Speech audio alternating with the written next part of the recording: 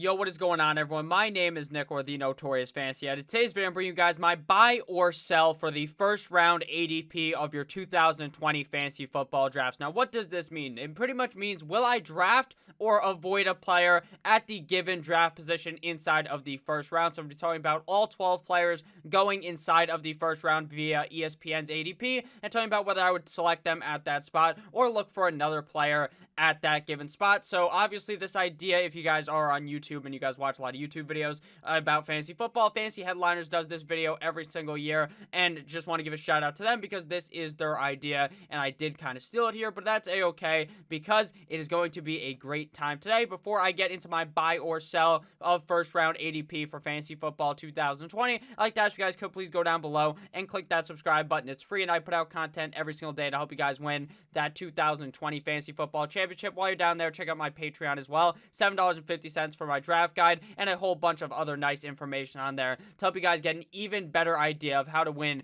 your 2020 fantasy football league. So before we ramble on for too long, let's get into it. Buy or sell first round ADP. So the first 12 picks of the draft go as follow: Christian McCaffrey, Saquon Barkley, Ezekiel Elliott, Michael Thomas, Alvin Kamara, Dalvin Cook, Derrick Henry, Devontae Adams, DeAndre Hopkins, Tyreek Hill, Julio Jones, and Joe Mixon. We're going to start off here first with the first pick of the fantasy football drafts. In pretty much every single league, it is going to be Christian McCaffrey. In some leagues, you will see someone try to be a bit more different and go with Saquon Barkley. I wouldn't argue that picking Saquon Barkley at the number 1 pick is stupid, but personally, I will not be doing that. I will be happily selecting Mr. Run CMC at the 101. So for me, he is clearly a buy. Christian McCaffrey last year, over 1,000 rushing yards, over 1,000 receiving yards. This guy is the focal point of this Carolina offense. Now that Riverboat Ron is gone, it is not going to mean all that much for Christian McCaffrey. The quarterback position has gotten better. They went from Cam Newton, who was really hurt and wasn't looking too good, and then they went to Kyle Allen, who was a pretty good quarterback, but I believe that Teddy Bridgewater personally is just the better quarterback. And I believe that Christian McCaffrey will have yet another good season in 2020. He is just as safe as it gets at the running back position. There's just no safer than that in PPR, half PPR, standard. It doesn't matter. This guy can easily get over 2,000 combined yards in 2020 as long as he stays healthy. Could be up there scoring the most touchdowns out of the running back position if you combine them for rushing and receiving touchdowns. This guy is just overall a beast. He is the reason why the Carolina Panthers score any points in any single game. So Christian McCaffrey, I'm going to buy in on him at the 101. And like I said earlier, Saquon Barkley could be the guy that you could argue to be the 101, so he is going to be a buy for me at the 102 for the New York Football Giants.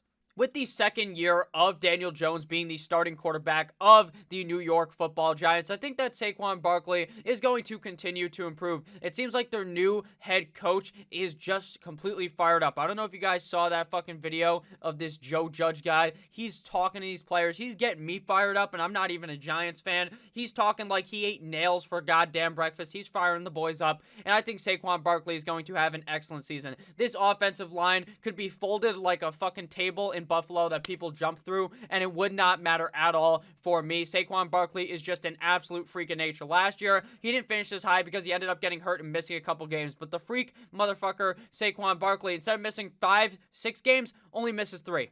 You simply cannot easily stop Saquon Barkley. Just like with Christian McCaffrey, Saquon Barkley is a guy who has both facets of the game that you target in a running back in fantasy football. He both has pass-catching skills as well as inside the tackle skills, and is a guy that is ultra fast with the ball in his hands. And with a new and improved New York Giants team, not really new and improved because very similar team, just different coaching, I think that the offensive line getting better in the draft, with them drafting a offensive tackle in the first round, is really going to do much better for Saquon Barkley in 2020. At the 103, we have Ezekiel Elliott, running back of the Dallas Cowboys, and yet again, we have another buy. Cha-ching! Ezekiel Elliott is going to be a monster yet again in 2020. This Cowboys offense just churns out fucking points in the NFL. I know that they've removed the clapper man, Jason Garrett, and bring in Mike McCarthy, so they're likely to be slightly more pass heavy, but I'm not too worried about that considering Kellen Moore is likely going to be calling the plays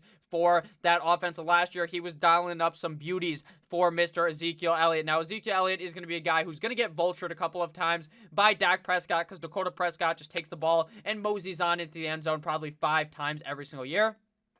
But I would not put too much weight into that. Ezekiel Elliott is clearly one of the workhorse backs in the NFL. I understand Tony Pollard's behind him sniffing his ass, but Tony Pollard is never going to emerge past Ezekiel Elliott or get a significant amount of touches unless Ezekiel Elliott was to get hurt. And the Ewok Ezekiel Elliott is going to be a beast yet again in 2020. He's a guy just like Saquon, just like Christian McCaffrey, the perfect back for fantasy football. Workhorse back, can catch the ball, can run the ball with a lot of efficiencies. The end of Ezekiel Elliott used to be the fact that a lot of people didn't like him because he wasn't much of a pass-catching back, but over the years, he has improved on that skill and looked like one of the better ones in the NFL, so I'm going to continue to believe in Ezekiel Elliott and buy him at the 103 of my fantasy football drafts. Now, the first player that is not a running back off the board here, based off current ADP, is Michael Thomas, wide receiver of the New Orleans Saints. Personally, I'm going to sell Michael Thomas at this price of the 104. I think Michael Thomas could be the best wide receiver in fantasy football, and it would not surprise me due to the extreme amount of volume given to Michael Thomas by Drew Brees. Drew Brees literally just fucking puts the glasses on, locks and loads on him, and just throws the ball to the guy a zillion times every single game. So I would not be surprised if he finishes very high in 2020, but personally, in the first 5 picks, I am really looking to load up, especially in the first 4, on a running back, and Michael Thomas is a wide receiver. I think you find a lot of wide receivers late in the draft that are going to be able to help you much further than a running back that you can find later. So that's why I like to load up on running backs early, which would make Michael Thomas a sell for me at the 104. You typically don't see Michael Thomas slip past the 6th pick of the first round. At the 105, you have Michael Thomas's teammate, Alvin Kamara. Kamara is a big fat buy for me in this New Orleans system. The system, how it works, is it's why Michael Thomas is so good in fantasy football. It's also why Alvin Kamara is so good. Drew Brees does one of 3 things. He moseys on back there, hands it to Alvin Kamara. He moseys on back there, dumps it off to Alvin Kamara. He moseys on back there or throws it to Michael Thomas. It's one of 3 fucking things. Unless they're in the red zone, where Jared Cook just scores a zillion fucking touchdowns for some reason. But Alvin Kamara last year got hurt and finished as his floor play, top 10 running back. I think his ceiling is the number 1 running back in fantasy football. Just like with Christian McCaffrey and all these other guys, he is elite at pass catching as well as running the goddamn football. But I think he's closest to Christian McCaffrey when it comes to pass catching skills, since we've seen Alvin Kamara literally run out there as a wide receiver for the team and make catches down the field. No DBs can guard Mr. Alvin Kamara, and I think Alvin Kamara is going to be great yet again in 2020. He's had a bunch of great years since he's came into the league, and I just think with Drew Brees, there's no way that Alvin Kamara could be bad. Even with Drew Brees being gone, he was still good with Mr. Teddy Bridgewater in 2019. He'd probably be fine with famous Jameis Winston, eat a W, if he was to go down. At the 106, we have Dalvin Cook, another running back of the Minnesota Vikings. Notice how the first 6 picks are very heavily dominated by the running back position. Dalvin Cook is a guy with immense talent. Top 3, top 5 talent at the running back position. This guy is a freak of nature, just like with all these other guys. That's why they go so high in the draft. But the difference between all those guys and Dalvin Cook is the injury concerns. Dalvin Cook, to me, is too injury-ridden for me, so I consider him a sell. Now, I could be completely wrong. If this guy plays 16 games, he will be worth this pick at the 106 by a mile. He is going to be amazing if he does not get hurt, considering this Minnesota Vikings offense loves to run the ball. But my worry is his injury past. He is rated as a high injury not a high injury risk by Sports Injury Predictor. I don't think he's going to be able to stay healthy in 2020. He has not played a full season in his NFL career thus far, so I am afraid of Dalvin Cook getting hurt yet again. So I'm going to go ahead and fade him at the 106, but it seemed like I was going to be wrong last year, but then he eventually ended up getting hurt. If you guys have enjoyed this video thus far, please make sure to click that subscribe button down below as we are halfway through the video. At the 107, we have Derrick Henry, running back of the Tennessee Titans. To me, Derrick Henry is actually a guy that I would consider to not be a buy or a sell. I'm more average on him.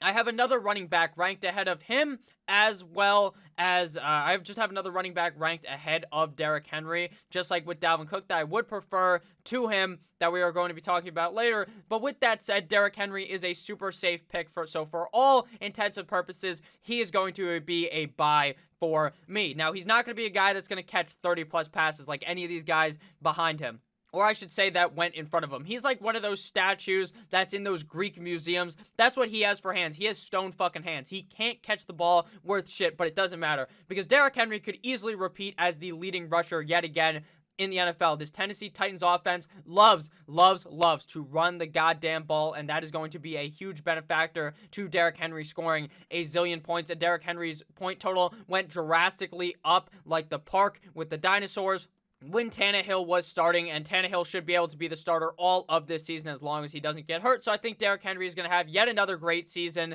in 2020. At the 108, we have the guy that I ranked as the wide receiver 1 last season. Ended up getting hurt, having that turf toe. Not playing, or he was playing very good when he was healthy, but then he came back not looking kind of hot, but then still played pretty well for the rest of the season. Davante Adams of the Green Bay Packers. Now, this team has developed to become more run-heavy under head coach Matt LaFleur. Obviously, Mike McCarthy got canned after not being able to win the Super Bowl more than once with one of the greatest quarterbacks of our generation in Aaron Rodgers. Now, they decided to not give Aaron Rodgers any other shiny new pieces to throw the ball to. They decided to draft him, his replacement, as well as a running back in A.J. Dillon. So Davante Adams is still the head honcho wide receiver on this team. And even in a more run-heavy type of system with Matt LaFleur, Davante Adams is still going to manage to eat like his name was Ezekiel Elliott. So he is going to be a buy in 2020.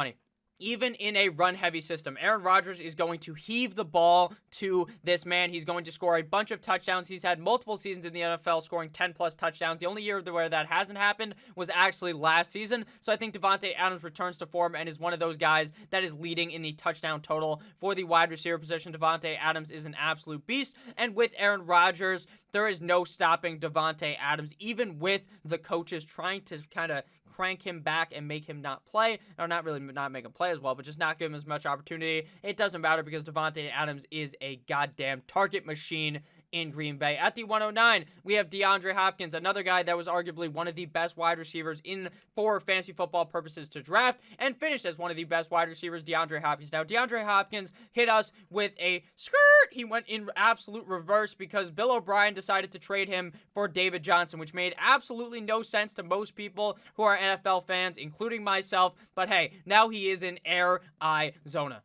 But for me, this is a little too high for Mr. D-Hop. I like to load up on running backs early, and that's not even my main concern with DeAndre Hopkins, is that I just don't think he could finish ahead of Tyreek Hill or ahead of Julio Jones in 2020. It is his first year with his quarterback, Kyler Murray, who is still a young player in the NFL. It's not like he's joining Tom Brady or some shit. He's joining a younger quarterback in the NFL, so that could obviously take a while to develop that chemistry, especially this year with no preseason games and just a lessened type of training camp. They didn't even put on the fucking pads until a couple of days ago. So I think D-Hop still has a great season. Still a top 10 wide receiver. Still probably a top 5 or 6 wide receiver for fantasy football. But the price you're paying at the 109 ahead of these other guys that I think will finish ahead of him, to me, that just causes me to not want to draft him at the 109. He's actually being drafted just way too high. It just doesn't make any sense for me. So I'm going to go ahead and fade DeAndre Hopkins at the 109 and not pick him here. Now at the 110, we are going to be talking about Tyreek the Freak Hill. Before we talk about that, you can hear a word from my sponsor. Shout out to Manscaped.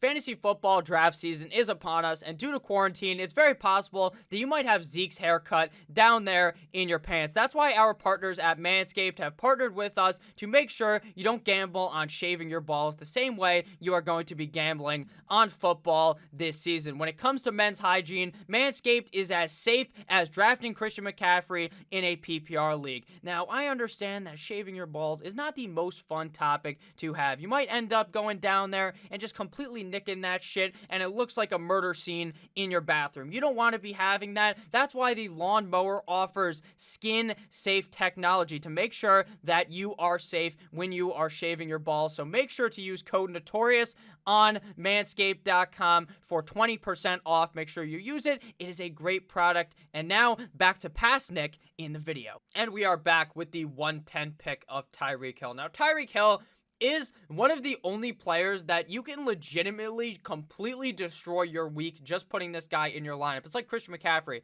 but the opposite, because Christian McCaffrey scores 30 fucking points every single week. Tyreek Hill will score you 40 points one week, and the next week kind of be not as good because he'll get like 9 points, but he won't completely shit the bed. But he's very kind of back and forth on a weekly basis. But Tyreek Hill is a freak, but I don't like him here at the 110 because I would prefer in my first round to get a guy that I know is going to be safe and that I feel very safe with. That's why I prefer Julio Jones at that pick, and I'm going to say that I'm going to sell Tyreek Hill at this pick. I don't think Tyreek Hill picking there is a bad decision at all. If you actually want to go with a super high upside player, Tyreek Hill is that guy in the gunslinging Kansas City offense with Pat Mahomes and Andy Reid. Tyreek Hill is going to get his. He is going to get fed the ball, and he's going to have games that legitimately win you your week. He is going to lay your opponent down and fuck them until they die. But Tyreek Hill to me is not the pick at the 110. I'd prefer a bunch of running backs here. Same with at the 111. I would prefer running backs, but hey, we're talking about the player here, and Julio Jones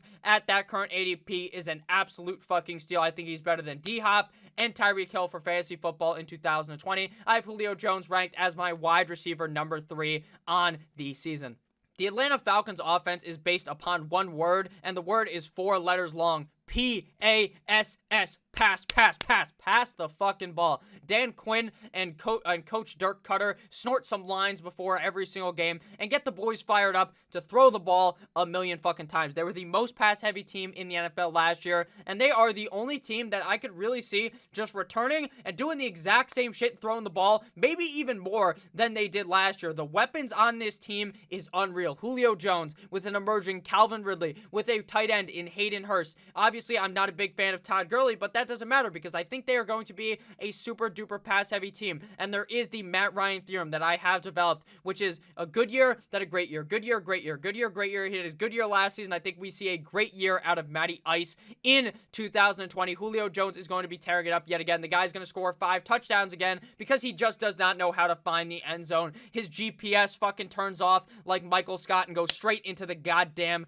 river. That's what happens with Julio Jones near the end zone. He just can't score for some reason, but he will be great regardless about that. He'll probably get 1,300 plus receiving yards. He's a target monster for the Atlanta Falcons, a super pass-heavy team. Final player of the first round ADP right now is running back Joe Mixon of the Cincinnati Bengals.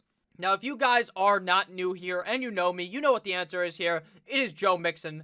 He is a complete and utter buy for me. I would go to war for Joseph Mixon. I think this guy is getting way too much slander. At the beginning of last year, he completely fucked you over. If you had him last year, you probably didn't make the playoffs unless you had a strong draft around Joe Mixon, due to the fact that he played like absolute dog shit the first couple of weeks of the season, and then down the stretch, he really emerged and played much better. Now, the coaches are saying that Joe Mixon is going to get more involved in the pass-catching game in Cincinnati, and to be a good fantasy football running back, besides Derrick Henry, you really want to make sure that you have a running back that is going to be able to catch passes, and with the coaches trying to involve him more in the pass-catching game, is going to be great for Joe Mixon. His quarterback, Joe Burrow, the double Joe option there, revolved on heavily, or I don't even know how to say that. He kind of needed to dump the ball off in that team. He kind of liked to do that with CEH in college at LSU. And I think Joe Mixon is going to be able to do that in the NFL. He's never showed us that he didn't have any hands. It was just that Andy Dalton or Ryan Finley weren't really dumping the ball off to him. And speaking of Ryan Finley, he had Ryan Finley play a couple of games for him in 2019. The offensive line was absolutely dog shit. They drafted an offensive tackle. That guy just hits the fucking hay. He just dies before the season even starts. He's injured for the whole season, doesn't come back now, comes back for this season, and I think under the new head coach there, or not even the new head coach because Zach Taylor was there last year, the second year under Zach Taylor with the quarterback that he truly wants with Joe Burrow, I think this offense is going to look much better, and I think Joe Mixon really has a great year. I got him ranked as my running back number 5 on the season. I have him ranked above Derrick Henry, but Derrick Henry's a buy up there. Obviously, like I said, because he's super safe. Joe Mixon, obviously slightly more risky, but I just see the crystal ball. I've looked into the crystal ball, and I see Joe Mixon really tearing it up in 2020. So don't believe the people that are going to talk down Joe Mixon just because he's not going to catch the ball. He's going to catch the ball in 2020. I can promise you that. So if you guys did end up enjoying this video, please make sure to click that subscribe button down below. Check out Manscaped as well. Check out my Patreon. And make sure you have a great rest of your day. I've really appreciated the support you guys have been showing on my channel. It means the fucking world to me, genuinely. I don't know how to describe it, but it just means so much to me. Like every day, all the support I see in the comments, all the questions, I love answering the questions. It just makes me feel so happy. So thank you guys. We're getting close to the NFL season. I'm going to continue to post 2 videos a day. I'll see you guys in just a couple of hours now, around probably 4 to 6 p.m. Eastern Standard Time is when the second video is going to come out. I love you all. Have a great rest of your guys' day, and I'll see you guys later. Good boy.